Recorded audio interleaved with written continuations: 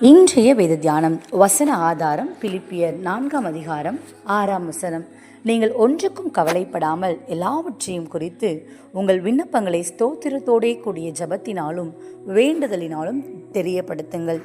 ஒருமுறை ஒரு ராஜா தன் நாட்டில் உள்ள ஓவியர்களுக்கு ஒரு போட்டியை வைத்தார். அதன்படி ஒரு அமைதியான அந்த படத்தை பார்த்தவுடன் சமாதானம் வரத்தக்கதாக அவர்கள் ஒரு ஓவியத்தை வரைந்து காட்ட வேண்டும். அநேகர் அந்த போட்டியில் கலந்து கொண்டார்கள்.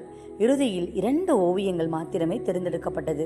அதில் ஒரு ஓவியத்தில் அமைதியான ஒரு ஏரி, அதை சுற்றிலும் அழகான மரங்கள், அதற்கு பின்னால் நீல நிற மலைகள், அவை கண்ணாடியைப் போல அந்த ஏரியில் பிரதிபலித்தன. மேலே நீல நிற வானில் தவழ்ந்து செல்லும் மேகங்கள் என மிகவும் அருமையாக அழகாக அந்த சித்திரம் தீட்டப்பட்டிருந்தது. யார் அதை பார்த்தாலும் இதற்கு தான் முதல் பரிசு என்று கிடைக்கும் என்று சொல்லும்படியாக அது இருந்தது. மற்ற ஓவியம், இதிலும் மலைகள் இருந்தன, ஆனால் அவை கரடு முரடாக ஒழுங்காக இல்லாமல் இருந்தது. வானத்திலிருந்து மழை கொட்டி கொண்டிருந்தது. மின்னல்கள் வானத்தை கிழித்து கொண்டிருந்தன. மலையின் நடுவில் ஒரு நீர்வீழ்ச்சி, அதில் நீர் ஆக்ரோஷமாக பாய்ந்து கொண்டிருந்தது. இந்த படத்தில் அமைதி என்று சொல்வதற்கு இடமே இல்லை. அதை ராஜா பார்த்து கொண்டிருக்கும் போது அந்த நீர்வீழ்ச்சியின் பக்கத்தில் ஒரு பாறையின் இடுக்கில் ஒரு பறவை தன் கூட்டை கட்டியிருந்தது. அந்த நீர்வீழ்ச்சியின் ஓசைகளுக்கும் பாய்ச்சலுக்கும் நடுவில் அந்த கூட்டை கட்டியிருந்த பறவை தன் குஞ்சுகளுடன் அமைதியாக அமர்ந்திருந்தது. ராஜா 2வது படத்தையே முதல் பரிசுக்கு தேர்ந்தெடுத்தார். ஏன் தெரியுமா? அத்தனை இறைச்சல்களுக்கும் மத்தியில் அந்த பறவை தன் கூட்டை கட்டி அங்கு அமைதியாக அமர்ந்திருக்கிறதே, அதுவே உண்மையான அமைதியாகும் என முடிவெடுத்து அந்த படத்திற்கே முதல் பரிசை கொடுத்தார். எல்லாம் அமைதியாக இருக்கும்போது, பிரச்சனைகள் இல்லாது இருக்கும்போது அமைதி இல்லைங்க. ஆனால் சமாதானம், சந்தோஷம் எல்லாமே தலைகளாக இருக்கும்போது, பிரச்சனைகளுக்கு மேலே பிரச்சனை, நாம் நினைத்திராத காரியங்கள் நமக்கு எதிராக செயல்படும் போது வருகிற அந்த ஒரு சமாதானமோ சந்தோஷம்தான் அது உண்மையான அமைதி நாம் பார்க்குறோம். நம்ம வாழ்க்கையில் கூட எல்லாம் சரியாக இயங்கி கொண்டிருக்கும் போது நாம் சமாதானத்தை குறித்தோ சந்தோஷத்தை குறித்தோ நினைப்பதே இல்லை.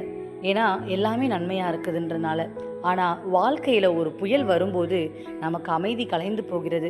வாழ்வில் கஷ்ட நேரத்தில் இருப்பவர்களை கேட்டு பார்க்கும்போது, நான் தூங்கியே பல நாட்கள் ஆயிடுச்சுன்னு சொல்லுவாங்க.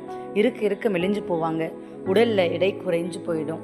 ஆனால் கிறிஸ்து நமக்காக வாக்களித்திருக்காரு.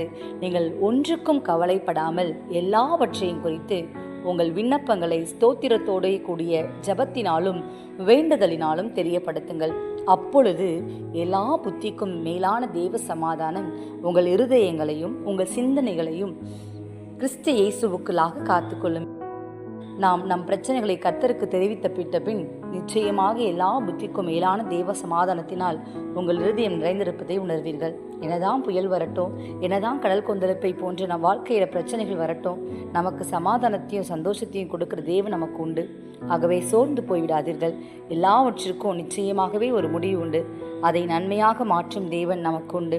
புயலின் மத்தியில் ஒரு அமைதி, சமாதானம் நிச்சயமாகவே நமக்கு தருகின்ற தேவன் நமக்கு கூட இருக்கும் பொழுது நாம் எதை குறித்தும் கலங்க தேவையில்லை.